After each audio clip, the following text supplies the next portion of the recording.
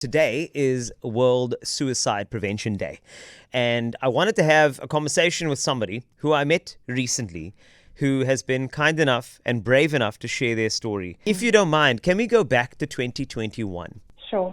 All right, Mathilda. So in 2021, and I believe you said it was a 6-week period, Yes, you tried to commit suicide 3 times.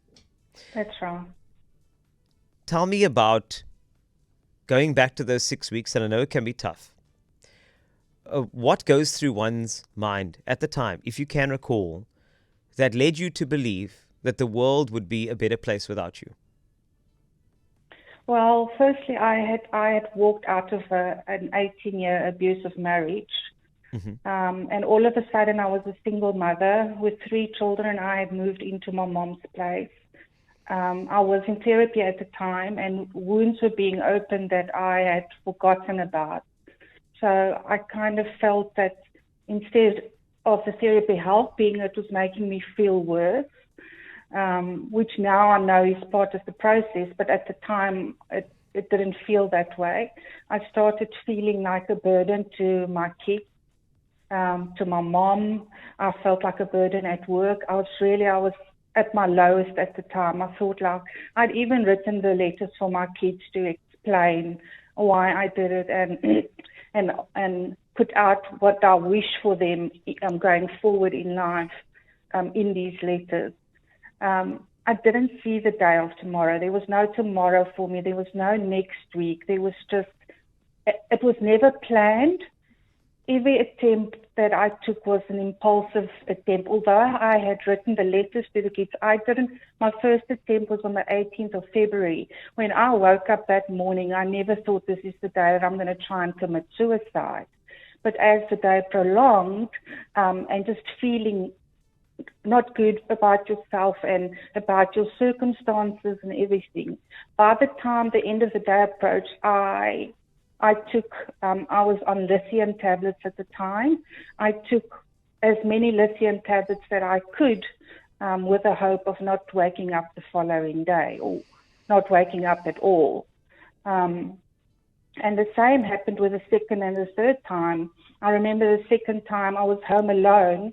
There was nobody at home, and an overwhelming sadness and loneliness took hold of me. And in that moment, I took every single tablet that I could find lying around. I took, again, with the hope of not waking up at all. And then later the guilt came. The guilt came of, how can you do that to your kids? But that's where therapy again stepped in and helped me to deal with that guilt and realize that at the time it wasn't about them. It was about where I was and about what I was going through. And it wasn't me wanting to hurt them. It was me wanting to give them a better life, not having a mother that's depressed constantly. Because although my boys were at hospital and they didn't experience firsthand what I was going through, my daughter was with me every single day. So she saw the mother that's depressed, the mother that's crying constantly, that's feeling sad. So I felt like I wanted to protect her from that. I don't want her to see that every single day and make her feel helpless. Yeah. Because, I mean, at the time she was 13 years old, and the guilt was more about what I in that moment, what I was doing to my kid, letting her see this vulnerable side of myself. And now, can we fast forward for a second? And I'd like to know, therapy came out of your mouth often there, and that is something that I think people think you go to when you are weak and, I can sort myself out. I'll be okay. These things are used often to try and not be a burden to other people. The role of therapy in you keeping afloat right now and you being more prosperous in your future right now, how important is that? It's very important. I probably, I would not have come as far as I have been had it not been for therapy. I mean, I still go, it's 4 years later, and I still go for therapy. I still see my psychologist, I still see my psychiatrist, because you never, I'm at a good place in my life, but I think having that support where you can go even on a good day, even on when there's nothing wrong, on a good day, just to go and talk. Because the minute you start voicing what's going through, you're talking about it, that alone helps you to move forward. Because often a person goes through stuff and you bottle it up, and it's from bottling up that things sometimes happen. And I've learned to try and talk about what's going on instead of just keeping it to myself. And that's been very important, because part of me getting to my low was not talking about what I was going through. Because even being in therapy, you kind of, there are stuff that, can I tell this to my psychologist? Should I not just rather keep it to myself? In that time, you wouldn't, it's something new, so you don't know what you can talk about. Is it allowed to talk about absolutely everything? But therapy played a big role for me in my recovery. And as I said, this friend being a counselor and having her available 24 hours a day, that saved my life. Can I say this again? And I in the beginning, when I chatted to you with the Lotto Land campaign, I said that, you're so brave and courageous, and I'm so proud of you. And I think it was the story that you didn't tell me that I was actually talking about. Somehow there was something in the feeling that you gave me when I came to visit you. And it's so great to fast forward to you winning 100,000 Rand for your family with that competition. Looking back at everything you experienced from 2021 till this year, 2025, what a journey. And you're such a great advocate for people getting therapy, people at their lowest of low, listening to our conversation right now, thinking they were the only people feeling that way. They listen to you now and say, oh, wait, hold on. This is not as unique as I thought it was. Because that's the thing. When you're low, you think you're the only person going through it, don't you? Yes, you do. When you do 100%. When you're low, you think no one could feel this way. No one could feel this low. No one could feel this desperate.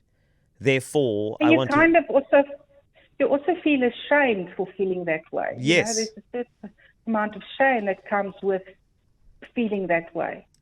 And that's why the story and the share that you did so eloquently and beautifully, Mathilda, is so vital. And I thank you so much for sharing.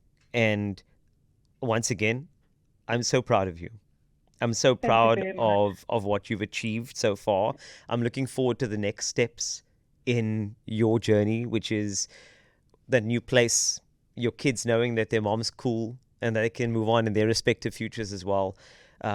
And I'd love to get talking again and as often as we can as we go along this journey together. But once again, thank you for sharing your story.